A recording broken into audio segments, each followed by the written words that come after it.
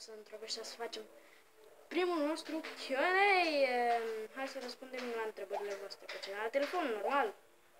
Că doar de-aia. Stați ca să mă duc aici. Ups. Greșeală.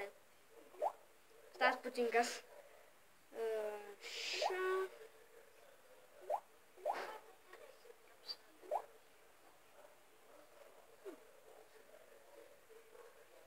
Ok, aici nu ne fac idei. Deci, prima întrebare de la XGamer 5D. De ce te-ai apucat de YouTube? Păi m-am apucat de YouTube ca să am și eu mai... De fapt, un prieten mi-a zis să mă apuc și eu de YouTube, că de-aia. Vrea să mă vadă când am eu mulți abonați. 2. De ce nu faci gaming?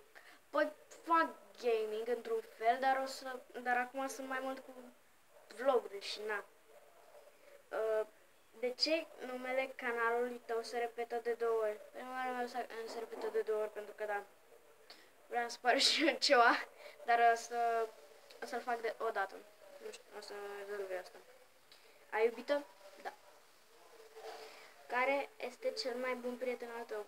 Cel mai bun prieten al meu este de la școală, Silviu.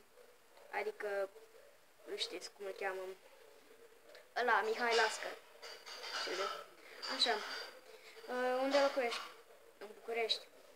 Aurel like 135. În ce țară străină ai fost? Păi am fost în Germania, Italia și Bulgaria. În ce ce calculator ai? Am un calculator XP740. Dați-l acolo. Așa. Următoarea întrebare. Când faci provocări nebune?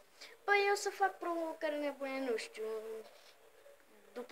După voi, dacă dați like și subscribe și share, mă mai rău să gândesc și poate fac.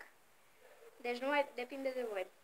Florian Gaming HD, care este youtuberul tău preferat? Youtuberul meu, păi, am mai mulți youtuberi, deci Rafael, Xtrader, Max și altele, Max și Unt, Max Infinite, Pisica Miau Miau și Mihai. Da. Ok, dar cam a fost Q&A-ul de astăzi. Puteți să vă mai lăsați întrebări în comentarii și o să vă răspund. Tot mâine. Nu, sâmbătă. Sâmbătă o să răspund. Deci să vă luați prietenii să dea like, subscribe pe acest canal. Știu că să fim foarte mulți. Deci am încredere în voi. Hai, să vă văd. Deci aduceți-vă și prietenii să puneți și o întrebare acolo și ne vedem data viitoare. Pa!